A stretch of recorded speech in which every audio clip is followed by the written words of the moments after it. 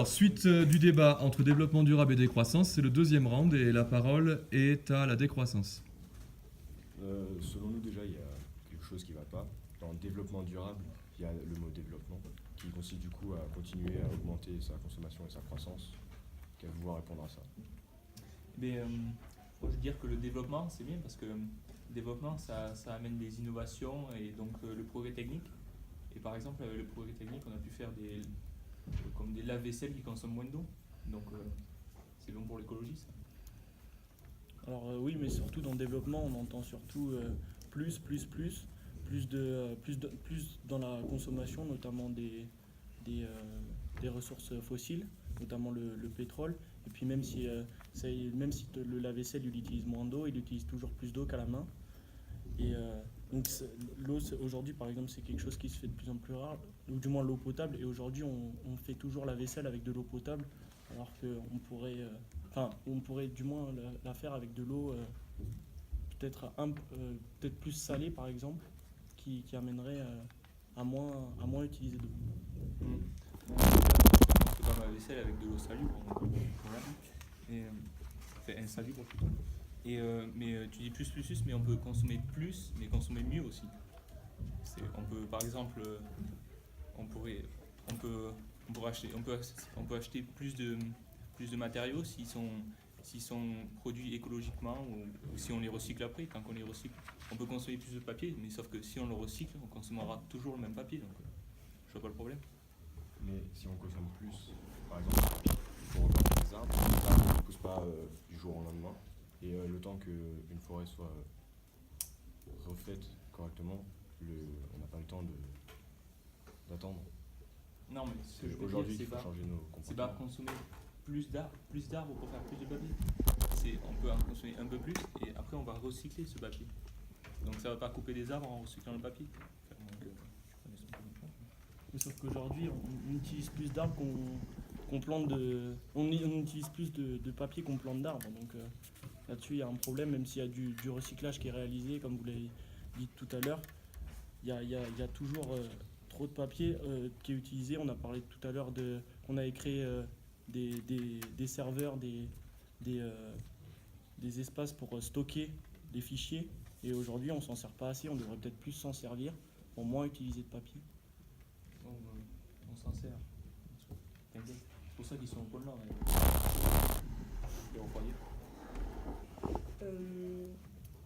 Et vous, dans vous pour la décroissance, donc pour vous, comment dire,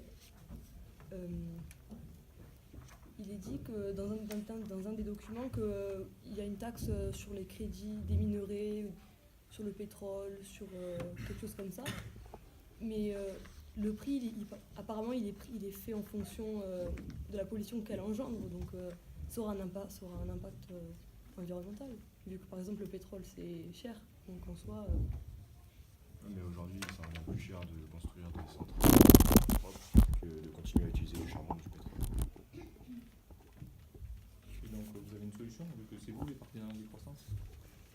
La solution, ça serait de moins les utiliser, et pour ça, on peut développer plus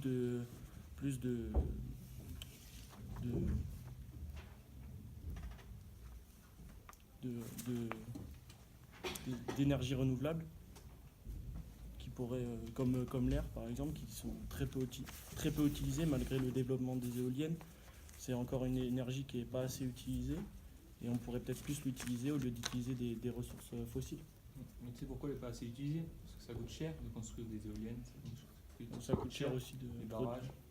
Ça coûte cher le pétrole aussi. il y est déjà, donc ça coûte pas cher. Il faut juste le faire tourner, alors que les éoliennes il faut les construire. Oui, mais le puits de pétrole il s'épuise, alors que l'éolienne elle s'épuise pas. Il y aura toujours du vent, il n'y aura pas toujours du pétrole. Mais en recyclant des ressources, tu peux du coup remplacer le pétrole, tu peux remplacer des ressources par d'autres choses. T'arrives à recycler le pétrole, toi? Non, mais...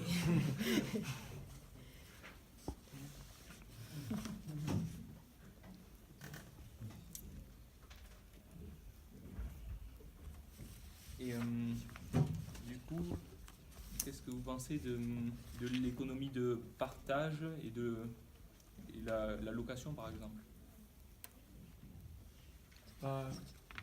Ça peut plutôt être plutôt pas mal, parce que si par exemple aujourd'hui, quand on regarde le nombre de voitures qui circulent, il y a la moitié, il y a peut-être un tiers qui circule pas. Il y a à peu près un tiers qui circule pas de voitures. Et donc ces voitures, au lieu qu'il y ait plus de voitures qui soient construites, il faudrait qu'il y en ait un peu moins qui soient construites, mais qu'elles soient louées.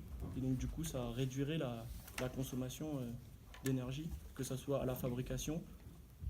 Oui, là c'est plutôt à la fabrication en l'occurrence. Et du coup, t'en fais quoi des voitures qui ne servent pas? Tu détruis? Tu pollues? Non, mais on pourrait trouver des solutions pour recycler. On arrive aujourd'hui à détruire à réutiliser soit les moteurs par exemple, soit la carrosserie qui pourrait être réutilisée sur une nouvelle voiture Comme pièces détachées pour utiliser et réparer celles qui sont en circulation. en circulation. Et du coup, comment vous pensez, parce que vous voulez faire utiliser plus de transports en commun, du coup, je suppose. Donc, Oui, ça peut être une Notamment, solution. ça peut être une comment vous solution. pensez changer les mentalités des gens qui eux, ils préfèrent avoir leur voiture, ils veulent pas être rassemblés ou... Effectivement, la voiture est, notamment dans un endroit comme on vit, comme Foromeux, c'est quasiment irremplaçable, mais on pourrait développer un peu plus les transports en commun en abaissant un peu les prix et par exemple développer plus le transport, les lignes ferroviaires, notamment pour les camions. Aujourd'hui, on sait qu'il y a des camions qui traversent toute l'Europe. Ça serait peut-être un peu moins polluant de mettre tous les containers sur un même train et qu'ils traversent l'Europe.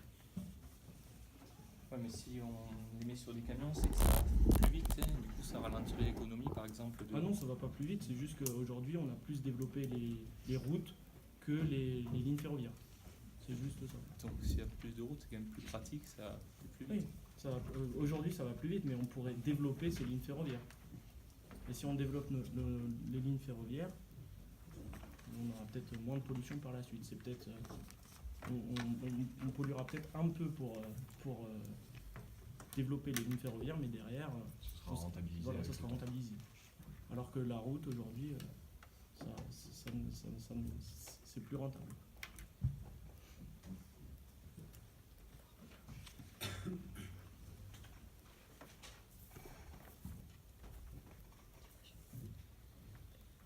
Puis plus on attend dans la décroissance, plus cela deviendra insoutenable. L'économie elle fonctionne de manière déconnectée par rapport à l'environnement. Donc si on ne fait pas ces différents changements, eh ben, ça sera plus dur de les faire plus tard et forcément on finira par être obligé parce qu'on finira par être asphyxié dans tous les sens du terme. Donc il faut mieux commencer maintenant tant qu'il n'est pas trop tard que commencer dans 10 ans où ça sera déjà trop tard, on sera sous l'eau, sous la pollution, je sais pas, peut-être vous savez. Ouais, mais tu dis c'est mieux de commencer, il faut commencer maintenant alors que dans 10 ans, mais ça prend du temps à construire tout ça, à construire une éolienne. Une éolienne, il faut extraire des ressources naturelles pour construire une éolienne ou construire un barrage hydroélectrique par exemple. Donc par exemple, si on voulait construire beaucoup d'éoliennes maintenant, il faudrait faire tourner l'économie des ressources naturelles. Et il faudrait, du coup, ça engendrerait des camions, comme tu dis, de la pollution, tout ça. En gros, tu veux accélérer la croissance pour pouvoir la ralentir plus tard. Mais on a déjà énormément pollué pour pouvoir se développer. Si on le fait maintenant pour pouvoir changer les mentalités et après, ce sera sans doute plus rentable que ce qu'on fait actuellement. Tu parlais de changer les mentalités, bah c'est peut-être de cette manière que l'on va changer la mentalité en mettant notamment, en développant l'industrie renouvelable. Les industries renouvelables.